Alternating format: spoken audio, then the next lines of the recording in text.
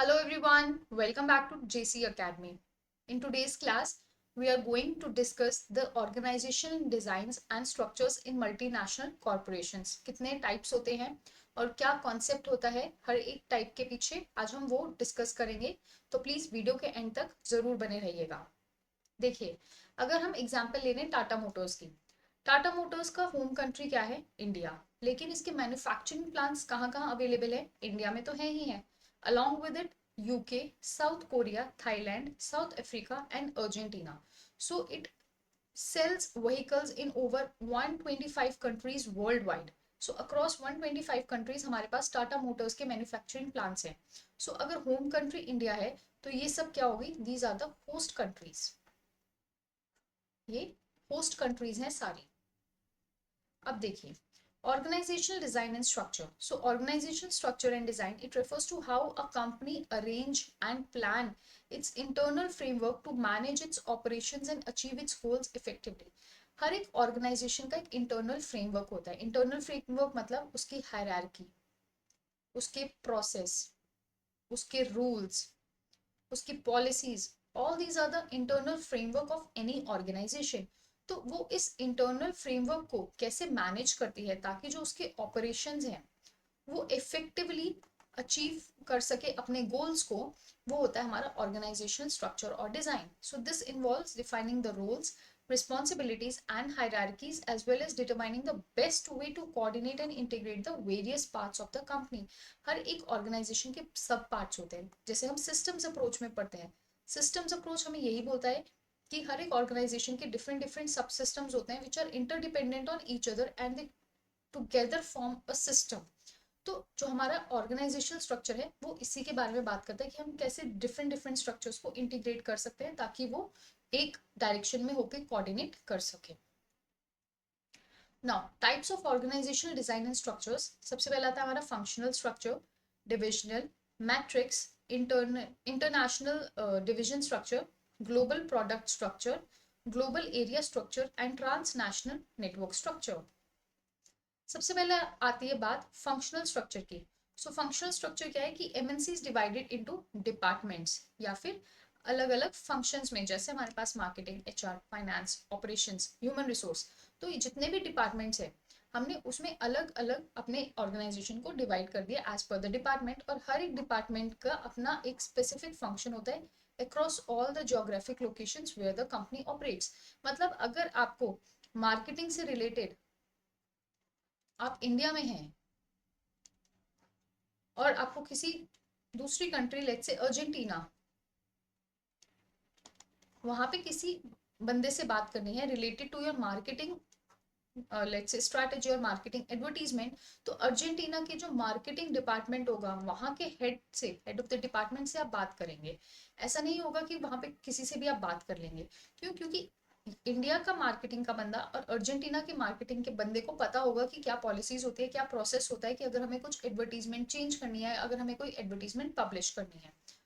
अगर हम बात करते हैं, हमारे पास डिफरेंट टीम्स हैं, जैसे सेल्स की, प्रोडक्शन की, फाइनेंस की, आईटी की, और उनके अंदर अलग अलग मैनेजर्स और स्टाफ होते हैं। सो दिस इज फंक्शनल स्ट्रक्चर, यानी पूरा ऑर्गेनाइजेशन हमने फंक्शन के बेसिस पे या डिपार्टमेंट के बेसिस पे डिवाइड किया हुआ है।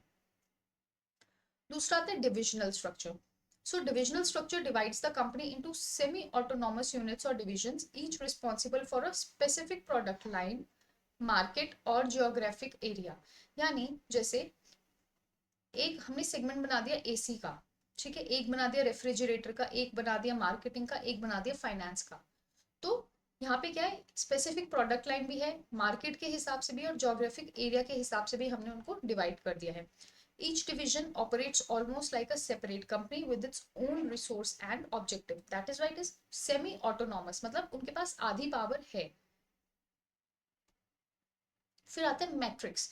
Matrix it combines both functional and divisional structure. So employees they report to both a functional manager and a product or project manager, creating a grid or a matrix of reporting relationship.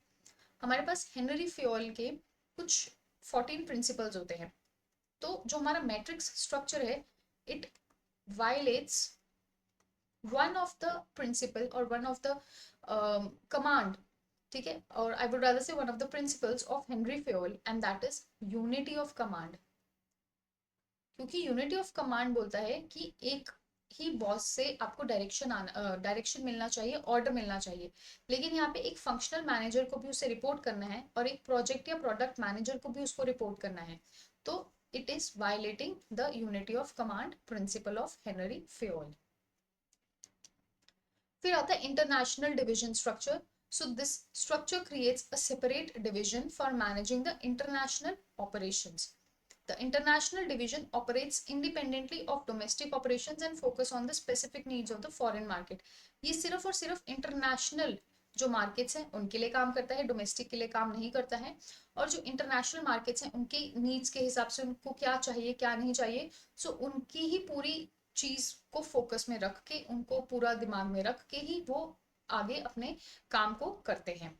सो देखिए जैसे यहाँ पे लिखा है, it focuses on the specific needs of the foreign markets only, और ये domestic के लिए अप्लाई नहीं होता है, इसलिए इसका नाम है इंटरनेशनल डिवीजन। ठीक है, जैसे हेडक्वार्टर्स है, सो प्लेन का division, train, automobiles, international division. फिर इंटरनेशनल में फर्दर ये सिर्फ जो प्लेन है ये फ्रांस के लिए है, ये जो प्लेन डिवीजन है ब्राजील के लिए है, ये जो ट्रेन डिवीजन है it is only for China. सो ये इंटरनेशनली हमने डिवाइड किया हुआ है। फिर आता है global product structure. So similar to product division, it is similar to that, लेकिन बस ये ग्लोबल स्केल पर है। ठीक, so each product division is responsible for its operations worldwide, ensuring a consistent product strategy across different regions, जैसे marketing, production and finance. so marketing में ये domestic production है, ये foreign production है। यहाँ पे product ABC तो हर चीज सेम है, आपने उसको डिवाइड कर दिया है डिविजन्स के स्ट्रक्चर पे, जैसे डोमेस्टिक का अलग कर दिया, फॉरेन का अलग कर दिया, और बट जो अंदर चीजें हैं वो सेम ही है। और यहाँ पे आपने उसको डिपार्टमेंट वाइज या फंक्शन वाइज भी डिवाइड कर दिया है। So this is global product structure. फिर आता है global area structure. So it divides the organization based on geographic regions rather than product basis. अब आप इसको जियोग्राफी के बेसिस पे डिवाइड कर रहे हैं, जैसे फाइनेंस, मार्केटिंग, प्रोडक्शन, एचआर। तो अब आप क्या कर रहे हैं, Asia, south America, Europe, Australia and far east. तो आपने ये क्या किया, आपने ये जियोग्राफिकली इनको रीजन्स में डिवाइड कर दिया, और अब आप फर्दर इनको इनके जो क्लासिफिकेशन है कि जैसे कोई मार्केटिंग का है, एचआर हो गया, लॉजिस्टिक्स हो गया, सेल्स हो गया, तो अब आप इनको फर्दर आप क्या करेंगे, क्लासिफाई करेंगे, फर्दर सब डिवाइड करेंगे based on the local conditions. Next आता है हमारा transnational network. So transnational network क्या है, it is design to combine the benefits of global integration and local responsiveness.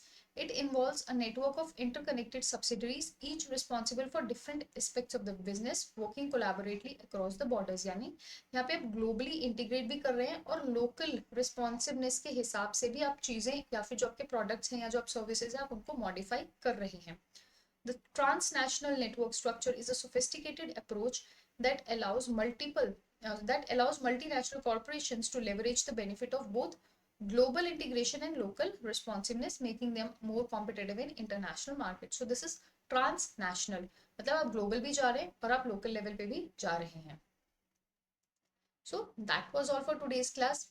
बहुत सिंपल टाइप्स हैं, आपको बस पता होना चाहिए कि हम कहाँ पे प्रोडक्ट के बेसिस पे कर रहे हैं, कहाँ पे हम एरिया वाइज कर रहे हैं, कहाँ पे हम रीजन वाइज कर रहे हैं, कहाँ पे कॉम्बिनेशन जा रहा है, and you are good to go with the questions. So that was all for today's class. Thank you so very much. See you soon. Bye bye and take care.